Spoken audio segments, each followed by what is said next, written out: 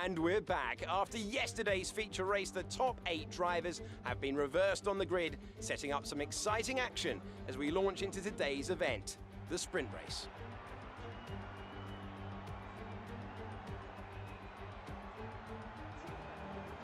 In the commentary box for the big race today, I'm Alex Jakes, and joining me once again, it's Davide Valsecchi.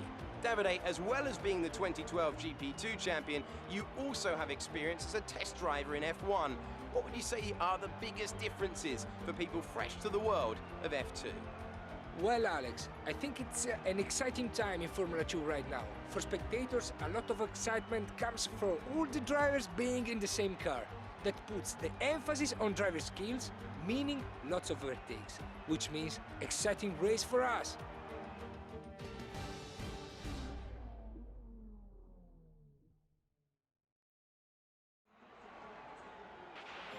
Right, let's be patient going into turn 1. We want to be in a good position for the rest of the race. Good luck. So here we are then, guys, once again back for the Russian GP sprint race after the feature race didn't quite go to plan. If you want to check out that video, I would highly recommend going back and doing so. We're here today for the sprint race, and sit rep, we are now just 52 points ahead of Nick de Vries. If we outscore him by 13, if I'm not mistaken, we could be champion today. It's quite a tall order, but this is Formula 2. You never quite know what is going to happen. A very long sprint race here, I'll be honest with you. I didn't realise it was only 3 laps less than the feature race, but we're ready to dive into it then. Hopefully we can have a good race out ahead of us. Hopefully the tyres stay in good nick as well. We start on the front row alongside Jack Aitken. Let's do this thing. 5 lights for the Russian GP. And it is going to be lights out and away we go. There are much longer holds than yesterday's feature race. However, again, not a particularly bad start by our standards in this series. We've got someone trying to have a look around our outside. That's Luca Giotto. Now out of the title fight. We're going to be 3 wide in towards turn 1. Up the inside we go, though. A little bit of contact. Someone's trying to hang it there. It was Jack Aitken for pole man. So this time round, last time we went from first to second off the grid. This time round we've done the opposite. We've gone from second straight up into first, and in the nicest way possible, I'm hoping we can build up a margin and have quite a boring race, because I would really like the full 17 points from this one. Let's get on with it. And then to finish off the first lap, we are a man on a mission at the moment. Obviously setting the fastest lap. We're just on the cusp of a 1 second margin. We need to try and break the DRS train as quickly as possible here. Aitken holding on in P2 though. However, pretty much our focus in this race is de Vries. Sete Camera needs to outscore us to remain in the title fight. However, de Vries still has control over his own destiny to at least make the title fight continue into Abu Dhabi next weekend. But we're doing everything we possibly can at the moment. Great work. That's New fastest lap of the Grand for the Prix. race. A 3-second margin at the top. De Vries and Joe having a big battle behind us. This is exactly what we need. DRS is now activated, and we have hopefully well and truly checked out at the front of the field. This is perfect. But obviously we made a mistake yesterday. Joe and Aitken are still battling. However, I'm not too sure how I feel about that, because in many ways it's probably allowing de Vries to remain closer to them. Perhaps I'm just overthinking it a bit too much. Let's focus on our own race and see how big a margin we can build up at the front. Another purple first sector. Things you'll love to see. Another fastest lap. That was the fastest Finding a lap of the couple race more so far. tenths in it. What's the gap going to be to Aitken? Sorry, Joe even now. 5 seconds. This is perfect so far. Another fastest lap. I can't believe that. We're still finding pace. Lap after lap at the moment in this car. 7 seconds. 11.3 seconds. I think rarely have I felt this confident in this Prema car all season long. If we can win the World Championship today with this sort of drive, I will walk away from Russia a very happy man. End of lap 6. Unfortunately, it looks like the fastest laps aren't going to be appearing much more in this race unless we find something incredible in the car. But we're just further extending the margin. 8.8 now over Guan Yu Zhou in 6 laps is not something you see very often in Formula 1 or Formula 2 for that matter. And if we don't get this title today, which is looking quite close that we might actually be able to do this, De Vries isn't making the progress he thought. What a message it would send to Nick De Vries ready for Abu Dhabi next week. That you can try, but I mean, he dominated the feature race yesterday, but only by about 2.4 seconds. He just never, obviously once we made our mistake, he was never under threat. This is trying to put never under threat on a new level. It's all mind games at the moment as we head out. Ooh, getting a little bit loose. Just a friendly reminder that the Formula 2 car is still very, very loose at the best of times. But yeah, we're doing alright. This is exactly the sort of race we needed at the moment, as well, just to try and bring back a bit of the confidence that I definitely felt I lost after yesterday's race. That was the fastest lap of the race. Keep this up. Oh, I can't believe that, man. Another fastest lap, a 47.4 that time round. Just as I thought we'd run out of pace to find in this car, the tyres were starting to go off. We somehow managed to have our best lap of the race so far. We're only a second off our qualifying time. And remember, that was with a couple of laps of fuel on board and on a quicker compounded tyres. That's just how much we're pushing this car at the moment. But 3 laps to go. It's very much looking like your typical Russian GP, i.e. there hasn't been much action, unfortunately.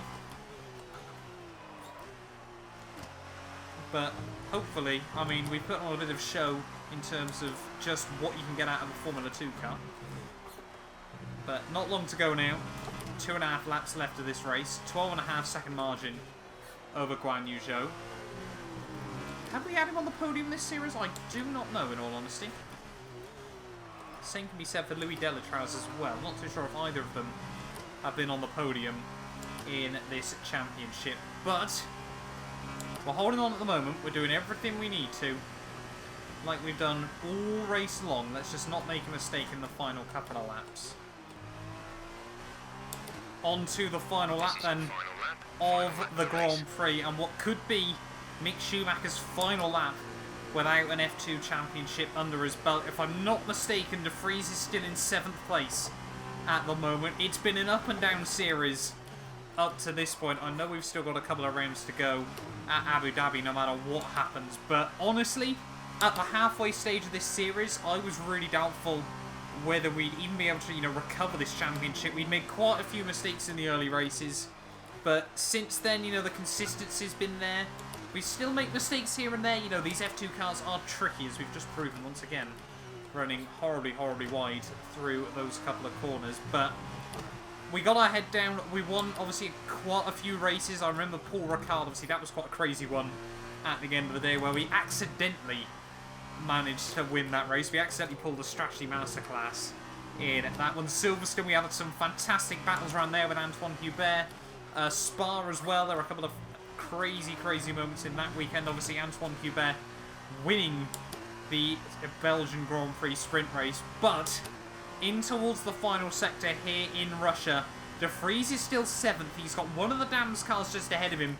They need the points in the Constructors' battle. We go for a nice big lockup at the end of the straight. It's been a bit of an ugly final lap, in all honesty. Giotto now up into P3, so the Virtuosi guys are still trying to score as many points as they can. Is De Vries going to get past whoever it is, the Dams car?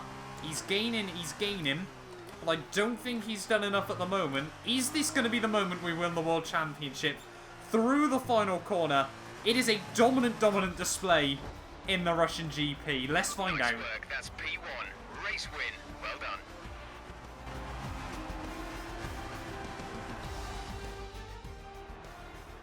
Here's our winner, pulling their Prema into Parc Ferme then. What a fantastic race. Davide, what do you think made the difference here? This race, this win, was about one thing and one thing only: consistency. Anyone can be quick for just one lap, but there's a difference between that and being quick every lap, over and over and over. If you can do that, if you can gain ground when your opponents make mistakes, but then not make mistakes on your own, you can just push and push. It looks like it's time for the victory ceremony once again, as I can see the drivers beginning to make their way out for the celebrations. You can see it on their faces. It's another marvellous team win for Prema today.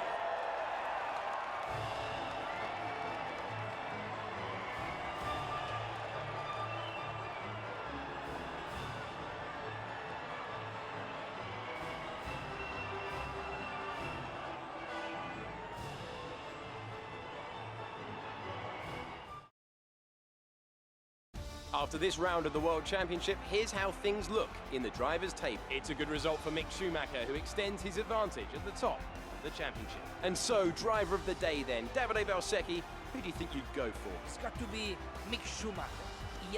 He attacked whole race long. He was amazing. And here's how things are shaping up in the teams' championship. It was a tough race for our championship leaders, who lose ground at the top of the table. After all this drama, you'd be mad not to join us for the next race. We hope to see you then. Take care. So there we are then, guys, the end of the F2 weekend here in Russia, and I think we've won it. I don't know if in championship mode it doesn't do the celebrations, anything like that. Having a look at the championship standings, 67 points. Unless there's double points that I'm forgetting about, or another round that I've somehow forgot. It's a 12-round championship. I'm 99% certain we have now wrapped up the F2 World Championship. 67 points over Nick de Vries is certainly not a gap that can be closed down in one weekend. Now, I'm guessing we're just going to get the trophy at the end of the Abu Dhabi Grand Prix next time out. But I'm classing that today as our championship. Guan Yu Zhou, 15 seconds behind us at the end of the day, just ahead of Luca Giotto. Sete Camara, Delatraz, Latifi, Nick de Vries, and an Aitken from the pole, dropping down at 2 P8 there. So starting on pole this weekend clearly didn't work out for either myself or Aitken there. Matsushita, though, in 9th ahead of my teammate Galeel.